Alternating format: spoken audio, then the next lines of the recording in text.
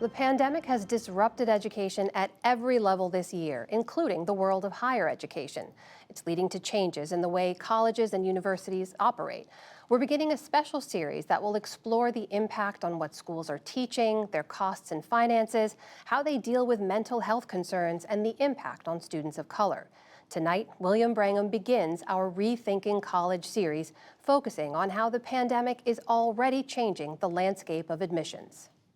Amna, ahead of the January 1st deadline for college applications, schools and universities are reporting mixed results.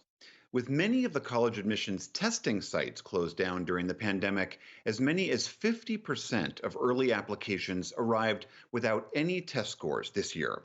That's resulted in some top ranked schools seeing a surge in applications, but elsewhere, application numbers are flat or even down compared to last year. Jeffrey Selingo has himself been a student of the college admissions process for many years. He's the author of the new book, Who Gets In and Why? A Year Inside College Admissions, and he's the former editor of the Chronicle of Higher Education. Jeff Selingo, great to have you back on the NewsHour. Help us understand this. If there's not as many ACT and SAT tests going to colleges, why does that mean that top tier schools are seeing an increase in applications? Well, because for most of these top tier schools, this is the first time they are test optional, meaning students didn't have to send test scores in with their applications. And so, what you probably saw is a number of students who think they have pretty good high school grades or very good high school grades, but may not be good test takers. And they said, why not give it a shot? And so, you saw many of these students this year apply to these top schools because they didn't have to submit test scores. So, in that sense, it seems pretty clear that testing for certain students is a real barrier to trying to get into elite colleges. It is a real barrier, I think, because many students look at the average test scores for these top schools. And if they feel like they're not anywhere near that average, they're going to take themselves out of the running and they're not even going to apply at all, even though all of these schools practice what is known as holistic admissions, meaning they're looking at other factors beyond test scores. And in fact, my year inside college admissions for reporting the book, when I sat inside the admissions offices at Emory, at Davidson, at the University of Washington, they first look at a student's high school curriculum, their high school grades, before they ever even look at the test score. And so students are probably better off applying to these schools to try to see if they could potentially get in.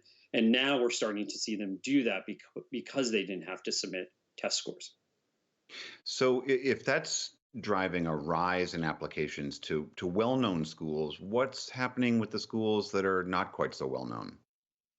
Well, what we're seeing is a decline in applications or steady state for the most part, because those students don't know if schools are going to be in person next fall. They're willing, it seems like they're willing to take a chance on highly selective colleges, whether they're online or face to face. But many students, and particularly parents who have to pay the tuition bill, are unsure whether they want to pay that full tuition bill, take out loans, or do whatever else they need to do in order to enroll in that school when they're not sure whether they're going to be in person. And as we know, a lot of the college experience is not only what happens inside the classroom, but it's also that residential experience outside the classroom.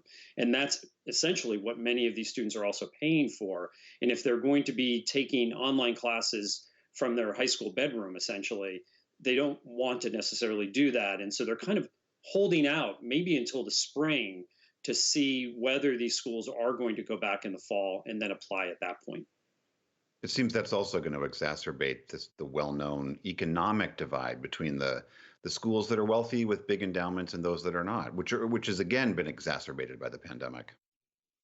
It totally has been. We see that applications for the federal free application for student aid are down compared to past years, mainly from students from lower income backgrounds.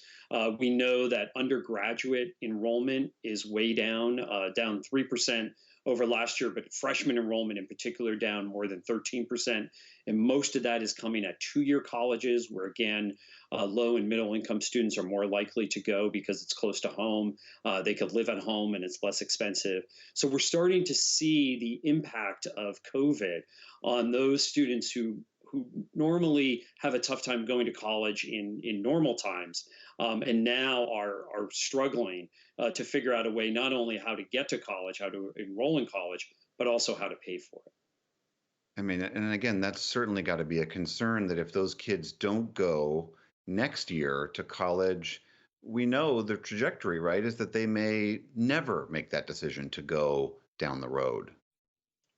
We may see a lost class of 2024 and a lost class of 2025 in some respects, right? Because many of these students, some of these students who decided, for example, who graduated high school in the spring of 2020 may end up going to college in the fall of 2021. They may have taken only a year off, but some of those students might end up not going. Their families might have been impacted by COVID, health issues, but big financial issues for the most part. Maybe parents lost jobs, students can't figure out a way to afford college.